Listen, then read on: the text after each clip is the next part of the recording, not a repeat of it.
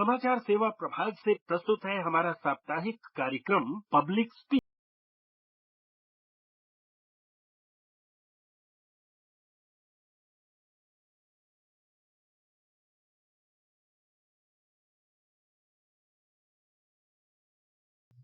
नमस्कार। Public speak में आप सभी का स्वागत है। मैं हूं लवली निगम।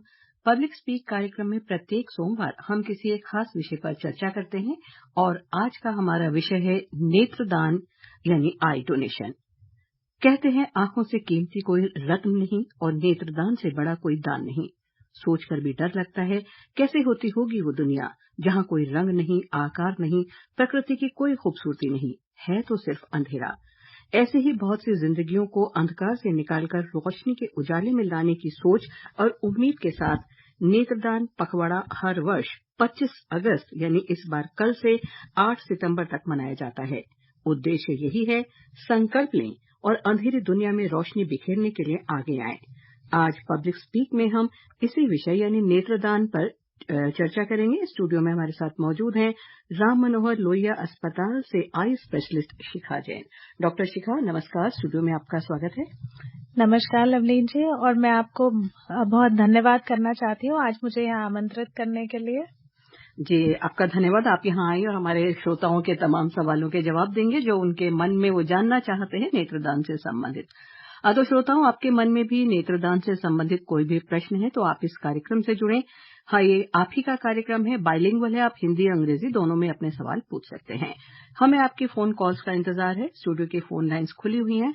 आप हमारे स्टूडियो के नंबर 011 यानी दिल्ली का कोड 23314444 23314444 और 01123421050 पर फोन कर अपने सवाल पूछ सकते हैं।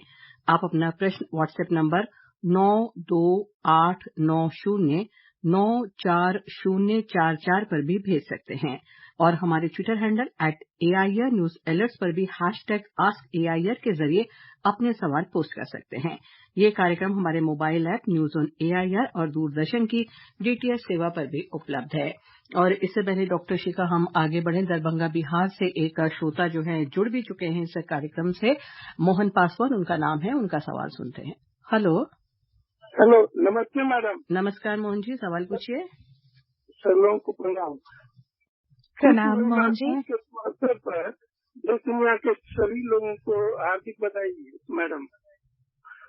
प्रश्न है कि सुरक्षित नेत्रदान जी कब, कहाँ, कैसे करना चाहिए मैडम?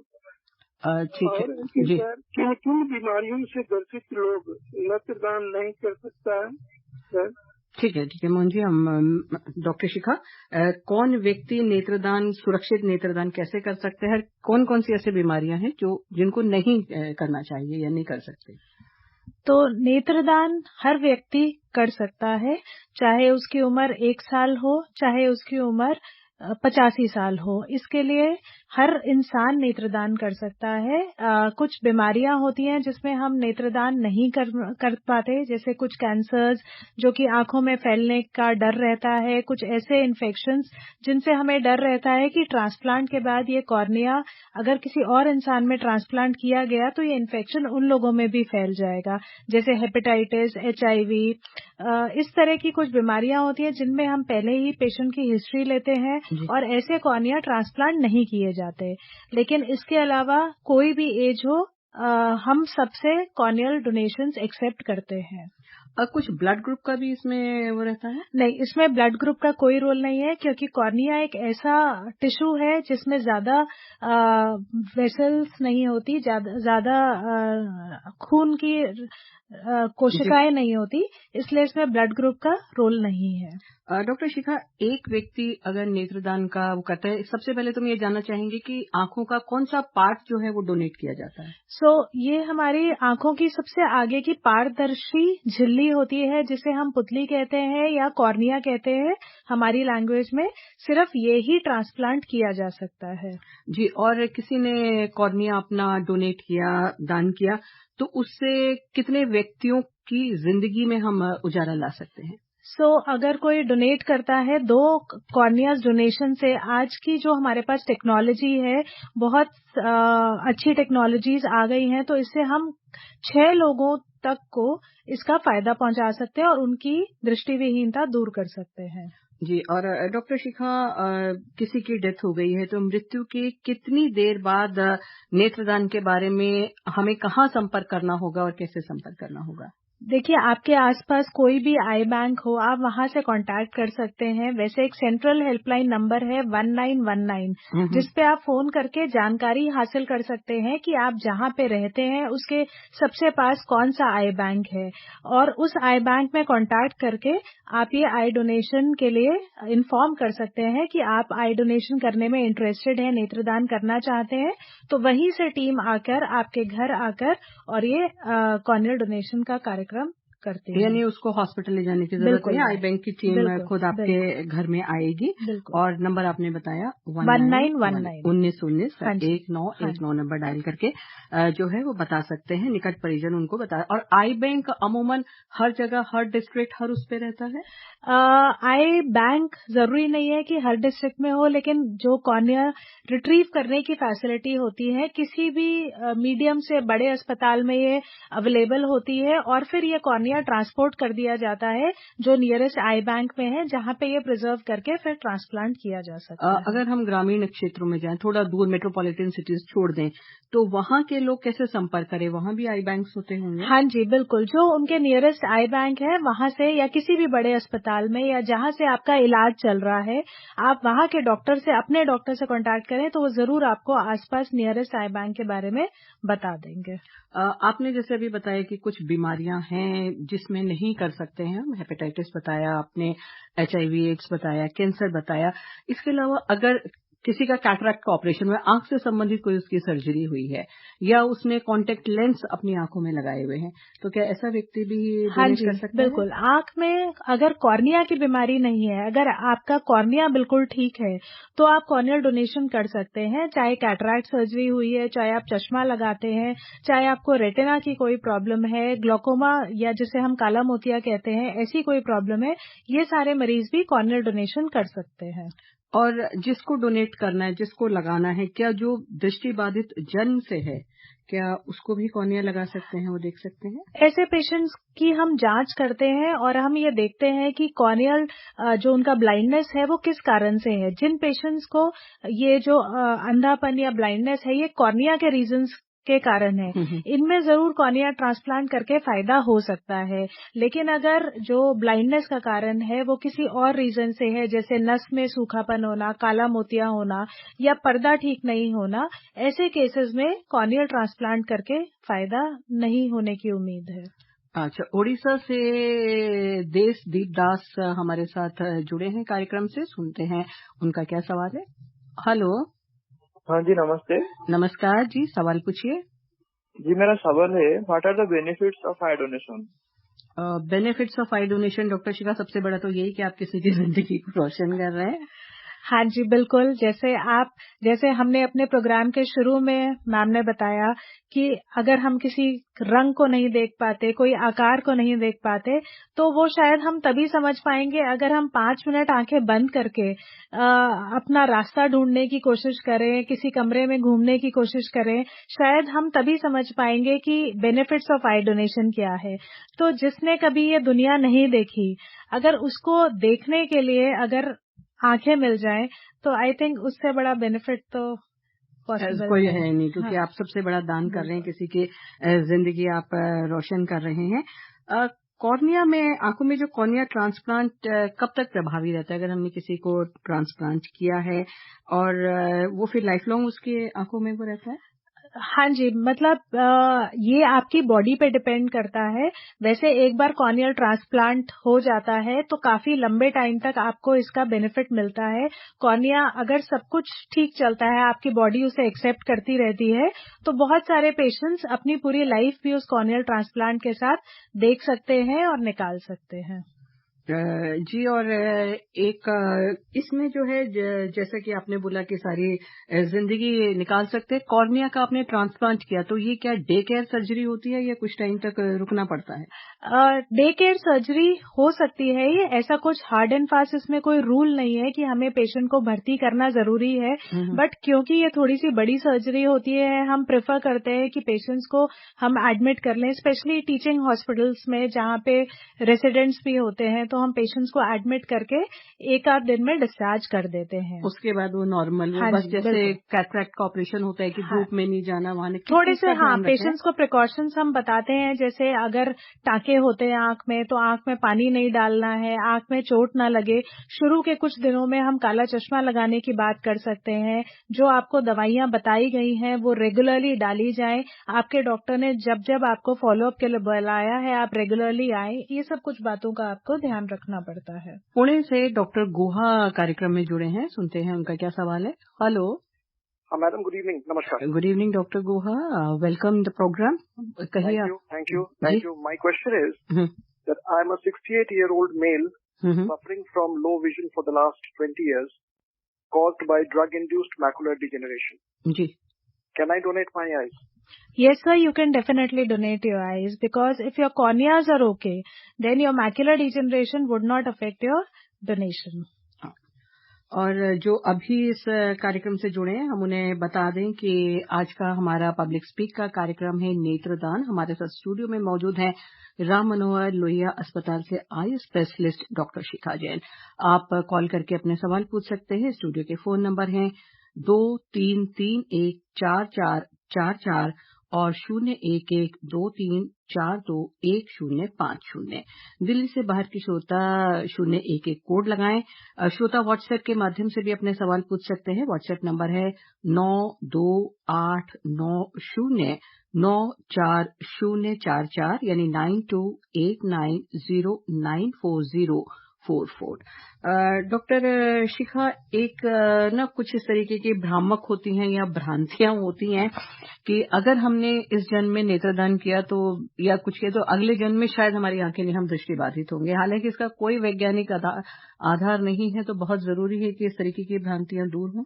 बिल्कुल, हम लोग ये जो अवेयरनेस प्रोग्राम्स करते हैं, जब हम पेशेंट्स की काउंसलिंग करते हैं, तो ये बहुत सारी चीजें आती हैं जो हम फेस करते हैं। बहुत लोग ऐसा सोचते हैं कि हम अगर आई डोनेशन कर दिया तो शायद हमें जन्नत नसीब नहीं होगी या अगले जन्म में भी हम बिना आंखों के पैदा होंगे।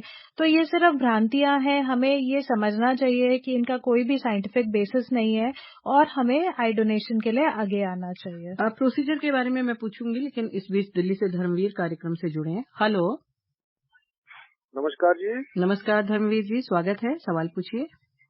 पहले तो आपको आकाशवाणी पूरी टीम को जन्माष्टमी की बहुत बहुत शुभकामनाएं। जी, आपको भी। डॉक्टर साहब नमस्कार, मैं धर्मवीर गांधी दिल्ली से बोल रहा हूँ। डॉक्टर साहब, मेरे दो सवाल है कि डोनेशन करने वाला काला मोतिया वाला व्यक्ति क्या उसकी कॉर्निया कामयाब रहती है क्या? और दूसरा सवाल मेरा ये है कि क्या कॉर्निया जो है, जो रियल डोनेट होता है, वो कामयाब नहीं हो पाया एक व्यक्ति के, तो उसको आज आर्टिफिशियल कॉर्निया लगा तो उसको 25% विजन उसका आ चुका है। 100% बिल्कुल नील था, अब 25% आ चुका है। क्या ये अमेरिकन कॉर्निया भी कामयाब है? क्या रेटिना भी आने की उम्मीद कर सकते हैं हम आने वाले समय में? धन्यवाद जी। नमस्कार धर्मवीर जी, पहले आपका पहला सवाल, जिनको काला मोतिया है वो लोग भी कॉर्निया डोनेट कर सकते हैं अगर उनके कॉर्निया में कोई दिक्कत नहीं है, क्योंकि काला मोतिया नसों की बीमारी होती है और वो कॉर्निया पे इफेक्ट नहीं करती।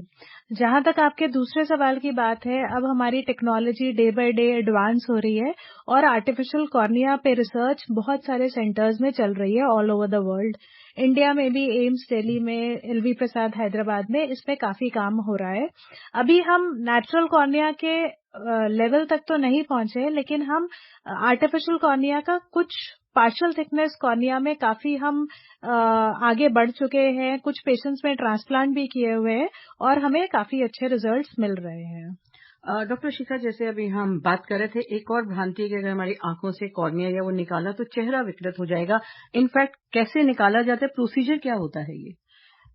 ये प्रोसीजर जो होता है मुश्किल से 10 या 15 मिनट लेता है और पहले टाइम में, आज से 10 साल 15 साल पहले हम लोग पूरी ही आंख निकालते थे और उसमें से फिर कॉर्नियल ट्रांसप्लांट किया जाता था। पर अब हम जैसे जैसे एडवांस हो रहे हैं, अब हम लोग पूरी आंख निकालने की जरूरत नहीं पड़ती। हम सिर्फ आंख का आगे का हिस्सा निकालते हैं जो हमारे काम आता है, और इसलिए हमारा कोई भी फेस डिसफिगर नहीं होता, और ये प्रोसीजर भी बहुत जल्दी हम लोग कर पाते हैं। और जिसको लगाना है उसमें भी शायद ज्यादा टाइम नहीं लगता है। बिल्कुल। जिस व्यक्ति का कॉर्निया निकाला जाता है उसको उससे पहले या जिसको लगाया जाता है, दोनों की ही मैं बात कर रही हूँ, लेकिन दिल्ली से प्रेम कुमार जुड़े हैं, पहले उनका सवाल सुनते हैं। हेलो हेलो हेलो, हाँ जी, नमस्कार जी। नमस्कार प्रेम कुमार जी, सवाल पूछिए, स्वागत है। ये मैं डॉक्टर साहब से जानना चाहता हूँ जी। जब से नेत्र दान की प्रक्रिया आरंभ हुई है तब से कितने लोग मतलब सफल हुए, कितने लोगों को सफलता मिली है? सक्सेस रेट पूछ रहे हैं। देखिए, जितने हमारे ट्रांसप्लांट होते हैं बॉडी में, कॉर्निया उनमें से एक बहुत ही अच्छा सक्सेस रेट देने वाला टिश्यू है। इसका सक्सेस रेट बहुत अच्छा है क्योंकि इसमें, जैसे मैंने अभी भी बताई, रक्त की कोशिकाएं नहीं होती, तो इसमें रिजेक्शन के चांसेस बहुत कम होते हैं। तो बहुत पेशेंट्स में ये बहुत अच्छा सक्सेस देता है और बहुत लंबे समय तक भी ये विजन देता है। जी। हम बात कर रहे थे कि जैसे कॉर्निया निकाला जाता है, तो जिस व्यक्ति का निकाला जा रहा है, क्या उससे पहले उसका कुछ चेकअप आप लोग करते हैं? हाँ जी, पेशेंट का पहले हम डिटेल्ड हिस्ट्री लेते हैं, चाहे वो हॉस्पिटल में डेथ हो। अगर हॉस्पिटल में डेथ है तो हमारे पास सारे रिकॉर्ड्स अवेलेबल होते हैं। अगर घर में डेथ है, कोई वॉलंटरी डोनेशन हो रहा है, तो हम पेशेंट की डिटेल्ड हिस्ट्री लेते हैं, किस कारण से डेथ हुई, किन कंडीशंस में डेथ हुई, क्या इन्फेक्शन था या कुछ और दिक्कत थी जो कि डायग्नोज था। और प्लस सारी हिस्ट्री लेने के बाद अगर हमें लगता है कि ये फिट फॉर डोनेशन है, तो भी हम पेशेंट का एक ब्लड सैंपल लेते हैं जिसमें हम बेसिक टेस्ट और वायरल मार्कर्स, जैसे मैंने पहले बताया, हेपेटाइटिस, HIV, कोई भी ऐसी बीमारियां जो हमें डर है कि ट्रांसमिट ना हो जाए, जिनको कॉर्निया लगना है, वो सारी हम एक्सक्लूड करते हैं। तो ये सारे उनके टेस्ट किए जाते हैं। महाराष्ट्र से शंकर इस कार्यक्रम में जुड़े हैं, उनका सवाल सुनते हैं। हेलो हेलो, नमस्कार शंकर जी, सवाल पूछिए। हेलो जी। आवाज आ रही है आपको हमारी? आ रही है। आप सवाल पूछिए। हेलो, आप बोलिए, हम आपको सुन पा रहे हैं। मैडम गुड इवनिंग सबको। नमस्कार। हाँ, मेरा एक पहला सवाल है कि आंखों के कौन कौन से पार्ट ट्रांसप्लांट किए जाते हैं? जी। और दूसरा यह है कि जो जिसके आंख पूर्ण टोटल डेवलप नहीं हुई है, ऐसे आदमी को या पेशेंट को ये कॉर्निया ट्रांसप्लांट किया जाता है क्या? Thank you. नमस्कार शंकर जी। जैसे हम बात कर रहे हैं, आंख का सिर्फ कॉर्निया वाला पार्ट, या जिसे हम पुतली कहते हैं, सबसे आगे की लेयर जो कि पारदर्शित होती है, सिर्फ वो ही ट्रांसप्लांट की जाती है। और जिसकी आई डेवलप नहीं होती, उसमें भी हमें कारण देखना पड़ता है कि किस लेयर में प्रॉब्लम है। अगर कॉर्निया रिलेटेड प्रॉब्लम है तो हो सकता है कॉर्नियल ट्रांसप्लांटेशन से, अगर उनके बाकी हिस्सा पीछे का सब कुछ नॉर्मल है, तो ऐसा हो सकता है कि कॉर्नियल ट्रांसप्लांटेशन से उनको विजन आ जाए। तो ये पेशेंट टू पेशेंट देखकर ही हम डिसाइड कर सकते हैं। जी। और दूसरा, जैसे हम पूछ रहे थे कि जिसको कॉर्निया लगाया जाना है, उनका भी कुछ चेकअप वगैरह होता है, बॉडी एक्सेप्ट करेगी या नहीं करेगी? उनका हम लोग बेसिक चेकअप करते हैं कि वो सिस्टमिकली स्टेबल है, उनको कोई प्रॉब्लम नहीं है, कोई हाई रिस्क पेशेंट नहीं है। लेकिन अलग से ऐसा कुछ जैसे HLA टाइपिंग वगैरह ऑर्गन डोनेशंस में होती है, वैसे कॉर्निया में जरूरत नहीं होती। जी। जिस व्यक्ति ने नेत्रदान के लिए डॉक्टर शिखा रजिस्ट्रेशन कराया है, उसकी मृत्यु के बाद निकट परिजनों ने एक तो कितनी जल्दी बता देना चाहिए? सबसे पहली बात तो ये आई बैंक को जितना जल्दी हम लोग सूचित करेंगे आई बैंक को, उतना जल्दी ये प्रोसेस होगा और क्वालिटी जो आई डोनेशन की होगी हमें उतनी अच्छी मिलेगी। फिर भी हम लोगों का 8 to 10 आवर्स का टाइम पीरियड होता है, जिसमें अगर हमें इन्फॉर्मेशन मिल जाए तो हम रिट्रीव करना पॉसिबल होता है। असम से राहुल का एक सवाल है। Hello hello. हाँ राहुल, आपको हमारी आवाज आ रही है? राहुल को शायद हमारी आवाज नहीं आ रही है, कनेक्ट नहीं हो पा रहे हैं। आप कह रहे थे कि 8 से। हेलो। हेलो जी, सवाल पूछिए। ये मैम, मैं आसाम से बोल रही हूँ। हाँ, सवाल पूछिए राहुल। मैम, मैं इसको जानना चाहती हूँ कि अगर हम नेत्रदान करेंगे तो इसकी प्रक्रिया कैसे है? नेत्रदान की प्रक्रिया पूछ रहे हैं, जैसे अभी हमने रजिस्ट्रेशन का बात कर रहे हैं। जैसे हम लोग दो तरह से इसको कर सकते हैं, या तो हमने प्लेज फॉर्म भरा हुआ है या नहीं भरा हुआ है। दोनों ही केसेस में ये जरूरी है कि आपके निकट परिजनों को इस बारे में पता हो कि आपकी ये इच्छा है। तो किसी की भी जब मृत्यु होती है तो उनके निकट परिजनों को नियरेस्ट आई बैंक में इन्फॉर्म करना पड़ता है, और वहां से टीम आती है, आपके घर पे टीम अपने आप आती है और वो कॉर्नियल डोनेशन का प्रोसीजर कंप्लीट करती है। डॉक्टर शिखा, इसी बारे में हम अभी बात कर रहे थे कि आई बैंक को बताए कितनी जल्दी बता देना चाहिए कि, और जितनी देर में आई बैंक की टीम उस व्यक्ति तक पहुंचती है उस समय तक निकट परिजनों को किन बातों का ध्यान रखना चाहिए? एसी ऑन करें न करें, आंखें बंद करें, या कैसे उस आदमी का? बिल्कुल, हमें ये ध्यान रखना चाहिए कि थोड़ा सा जो जिनकी मृत्यु हो गई है उनका हेड का लेवल या सर का लेवल थोड़ा सा पैरों के लेवल से ऊपर होना चाहिए। उनकी आंखें खुली ना हो, उसके लिए आंखें बंद करके उस पे हम गीली कॉटन रख सकते हैं ताकि आंखों में ड्राइनेस ना हो। ऊपर अगर कोई पंखा चल रहा है तो वो हमें बंद कर देना चाहिए। एसीज हम ऑन रखें ताकि टेम्परेचर मेंटेन रहे। थाने से गुरुनाथ का एक सवाल है। हेलो। जी मैम, नमस्ते। नमस्कार गुरुनाथ जी। जी मैम। जी, सवाल पूछिए। हाँ जी, मेरा क्वेश्चन है मैम, जैसे मतलब कुछ केसेस ऐसे देखे जाते हैं कि मतलब 20-22 साल तक मतलब जो यंग एज में मतलब उनके ठीक ठाक मतलब सब कुछ दिखता है और उसमें उनकी आंखों की, उसके बाद में जो धीरे धीरे मतलब रोशनी कम होती जाती है और 2-3 साल में बिल्कुल दिखना बंद हो जाता है। तो क्या है मतलब उनका जो क्रोनिया का प्रॉब्लम होता है और उनमें भी क्रोनिया ट्रांसप्लांट हो जाता है? और दूसरा मेरा सवाल ये है, जो छोटे छोटे बच्चे होते हैं वो मतलब दिन भर तो खेलते कूदते हैं, सब कुछ उनको ठीक ठाक दिखता है, जैसे मतलब रात होती है तो वो एक कोने में जाके बैठ जाते हैं, तो उनको जो आंख की तकलीफ होती है तो मैम किस वजह से मतलब होता है? एक मतलब रात का अंधे बना है क्या? जिनको रात शाम में या सूरज ढलने पर नहीं दिखता। नमस्कार गुरुनाथ जी। तो पहले हम आपके पहले प्रश्न का जवाब देते हैं। तो 20-22 साल तक नॉर्मल दिखता है और उसके बाद दिखना कम हो जाता है। अब इसके बहुत सारे कारण हो सकते हैं। हो सकता है ये कॉर्निया से रिलेटेड हो, जैसे केरेटोकोनस करके बीमारी होती है, या जरूरी नहीं है, हो सकता है कॉर्निया में कोई इन्फेक्शन हो गया हो और वो इन्फेक्शन बढ़ के कॉर्निया में सफेदी आ गई है, पुतली ट्रांसपेरेंट होने की बजाय सफेद हो गई है, जिसके कारण दिखना बंद हो जाता है। कई बार किसी चोट लगने के कारण, कॉर्निया में डैमेज होने के कारण, उसके कारण भी रोशनी कम हो जाती है। लेकिन उसके अलावा और बहुत सारे कारण हो सकते हैं, जैसे नसों की बीमारी हो सकती है, काला मोतिया हो सकता है, रेटिना में कोई प्रॉब्लम हो सकती है, बहुत ज्यादा चश्मे का नंबर होने से रेटिना हटने का डर रहता है। तो ऐसे बहुत सारे कारण हो सकते हैं जिसके कारण रोशनी कम हो जाती है।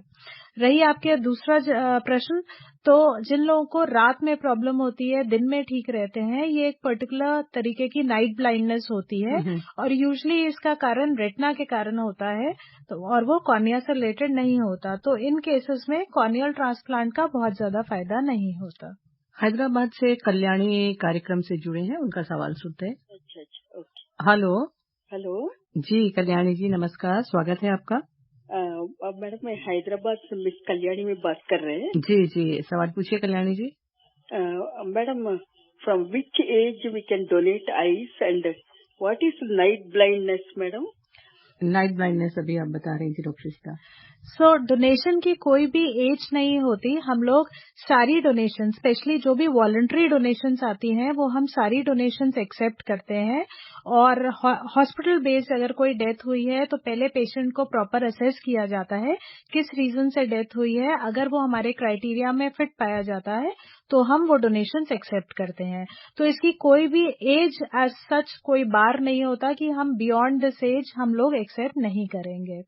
दूसरा, नाइट ब्लाइंडनेस जैसे हमने बात की, वो रेटिना की प्रॉब्लम होती है, मेनली कॉर्निया से कम रिलेशन होता है उसका। जी, तो अभी आपने जो हम बता रहे थे, और कोई एहतियात बरतनी चाहिए निकट परिजनों को? जो आप कह रही थी कि एसी ऑन रखें, सिरहाना थोड़ा तकिया रखें ताकि सर ऊपर है। जैसे मैंने कहा कि जितना जल्दी वो आई बैंक को कांटेक्ट करते हैं और जितना जल्दी वो टीम आके रिट्रीव कर पाती है, उतना हमें बेटर क्वालिटी ऑफ कॉर्निया मिलेगा। उनके जो भी पेशेंट के रिकॉर्ड्स हैं वो सारे वो ध्यान रखें कि टीम को जल्दी से जल्दी अवेलेबल हो जाए, ताकि टीम डिसाइड कर पाए कि कोई प्रॉब्लम तो नहीं है कॉर्नियल डोनेशन में। जी। इसके अलावा अगर मांग और आपूर्ति जो चीज होती है ना, डिमांड एंड सप्लाई देखी जाए, तो जितने कॉर्निया ट्रांसप्लांट के रजिस्ट्रेशन फॉर्म भरे जाते हैं, ऑब्वियसली डिमांड की तो बहुत लंबी लाइन होगी।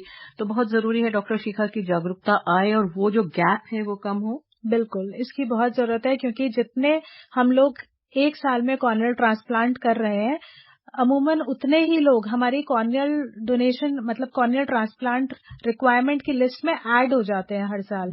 तो जो डोनेशंस हो रही हैं हमारी अभी भी वो बहुत कम है, और जिनको नीड है वो लिस्ट बहुत ज्यादा है। बहुत जरूरी है कि जागरूकता आए और लोग जो है नेत्रदान के लिए आगे आए, क्योंकि नेत्रदान महादान है और आप किसी का जिंदगी को रोशन कर रहे हैं। आगरा से श्याम सुंदर शर्मा का एक सवाल है। हेलो। हेलो जी नमस्कार। नमस्कार, सवाल पूछिए।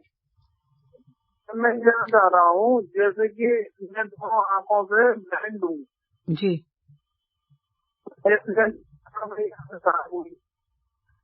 आपकी आवाज साफ नहीं आ रही है, आप दृष्टि बाधित हैं। इसके आगे आप क्या पूछ रहे हैं? कह रहा हूँ मैं दोनों आंखों से ब्लाइंड हूँ जी। तो मेरी एक्सीडेंट के कारण आंखें खराब हुई थी जी। हाँ, तो जैसे कि मैं आई डोनेशन करवाना चाहता हूँ अपने लिए। हाँ, तो उसमें कितना खर्चा आएगा? जी, ये कॉर्निया ट्रांसप्लांट करना चाहते हैं, एक्सीडेंट से शायद दृष्टि बाधित हुए हैं, तो कितना खर्चा आएगा? देखिए, अगर आप गवर्नमेंट हॉस्पिटल में जाते हैं तो हमारी सरकार की तरफ से ये फैसिलिटीज अवेलेबल है। कॉर्नियल डोनेशन वैसे भी वॉलंटरी होता है, तो इसके लिए आपका कॉर्निया के लिए कोई खर्चा नहीं आता। अगर आप गवर्नमेंट हॉस्पिटल में जाते हैं, वहां आपको दवाइयां भी मुफ्त में मिलती हैं और ऑपरेशन भी फ्री में होगा। जी, उसमें कोई खर्चा नहीं आएगा। और जिन्होंने रजिस्ट्रेशन डॉक्टर शिखा कराया हुआ है, उनके निकट परिजन उनको बता देते हैं, वो टाइमली पहुंच जाते हैं। लेकिन अगर किसी ने रजिस्ट्रेशन नहीं कराया है और लास्ट मोमेंट पे उसे लगता है कि नहीं अब मुझे आई डोनेट करनी है, उस केसेस में निकट परिजन या रिश्तेदारों को क्या करना चाहिए? बिल्कुल, जैसे मैंने बताया कि प्लेज फॉर्म भर सकते हैं, लेकिन अगर किसी ने प्लेज फॉर्म नहीं भी भरा है तो वो लोग भी आई डोनेट कर सकते हैं। प्लेज फॉर्म हम लोग सिर्फ अवेयरनेस बढ़ाने के लिए लोगों में, और ताकि आप अपने निकट परिजनों को बता पाएं, इसलिए प्लेज फॉर्म भरवाया जा सकता है। लेकिन अगर आपने नहीं भरा, आपके निकट परिजन जैसे ही नियरेस्ट आई बैंक में संपर्क करेंगे, आई डोनेशन पॉसिबल हो जाएगा। डॉक्टर शिखा, जैसे अभी हमने शुरू में कहा था, कल से यानी 25 अगस्त से 8 सितंबर तक नेत्रदान पखवाड़ा मनाया जाता है। उद्देश्य यही होता है कि हम जागरूक करें और लोग आई डोनेट करें। क्या क्या प्रोग्राम्स या क्या क्या जागरूकता अभियान हॉस्पिटल्स में भी चलाए जाते हैं ताकि लोग एनकरेज हों इस तरफ? बिल्कुल, हॉस्पिटल्स में बड़े लेवल पे ये प्रोग्राम्स ऑर्गेनाइज किए जाते हैं। इसमें हम लोग बहुत तरीके के कॉम्पिटिशन्स भी रखते हैं, जैसे poster making competition, slogan making competition. फिर जिन्होंने आई डोनेट की हैं उनकी फैमिलीज को भी सम्मानित किया जाता है। बहुत बार हम लोग जिनको आई डोनेशन मतलब जिनको ट्रांसप्लांट हुआ है और उनकी लाइफ उससे कैसे चेंज हुई है, उन लोगों को भी हम कई बार बुलाते हैं। वो अपने एक्सपीरियंसेस शेयर करते हैं ताकि लोगों में अवेयरनेस बढ़े और इसकी इम्पोर्टेंस पता चले। जी, समय कम है। मेरठ से महेंद्र का एक सवाल है, जल्दी से सुनते हैं। हेलो जी, डॉक्टर साहब नमस्कार। जी, सवाल पूछिए। नमस्कार जी, मैं महेंद्र सिंह, मथुरा उत्तर प्रदेश से। मेरा सवाल ये है कि मान लीजिए कोई व्यक्ति नेत्रदान करना चाहता है जी, और वो नेत्रों की रोशनी कब तक रह सकती है, क्या घंटे तक रह सकती है, और घर पर आके वो टीम ये दान ले सकती है या नहीं? जी, जल्दी से, क्योंकि समय। बिल्कुल, घर पे ही आके ही आपका आई डोनेशन हो जाएगा। इसके लिए आपको कहीं भी पेशेंट को या बॉडी को किसी भी हॉस्पिटल में ले जाने की जरूरत नहीं पड़ेगी। जी, और समय अब लगभग डॉक्टर शिखा समाप्ति हो रहा है, घड़ी की सुइयां इशारा कर रही है। हम इस चर्चा को यहीं विराम दें। हम अपने उन सभी श्रोताओं का आभार व्यक्त करते हैं जिन्होंने इस कार्यक्रम में हिस्सा लिया। साथ ही डॉक्टर शिखा जैन, आपका बहुत बहुत धन्यवाद। आपने बहुत सारी जिज्ञासाएं जो थी वो लोगों की बताई, और हम उम्मीद करते हैं कि लोग प्रोत्साहित होंगे और नेत्रदान के लिए आगे आएंगे, प्लेज करेंगे, फॉर्म भरेंगे। आज का कार्यक्रम आपको कैसा लगा, इसके बारे में आप अपने सुझाव हमें ईमेल कर सकते हैं। पता है AIRNSDtalks@gmail.com। www.newsonair.com। कार्यक्रम को दोबारा सुनने के लिए आप हमारी वेबसाइट newsonair.nic.in पर लॉग इन कर सकते हैं। इसके साथ ही पब्लिक स्पीक का ये अंक यहीं समाप्त होता है। अगले सप्ताह सोमवार रात 9:30 बजे फिर किसी मुद्दे पर चर्चा के लिए उपस्थित होंगे। फिलहाल नमस्कार।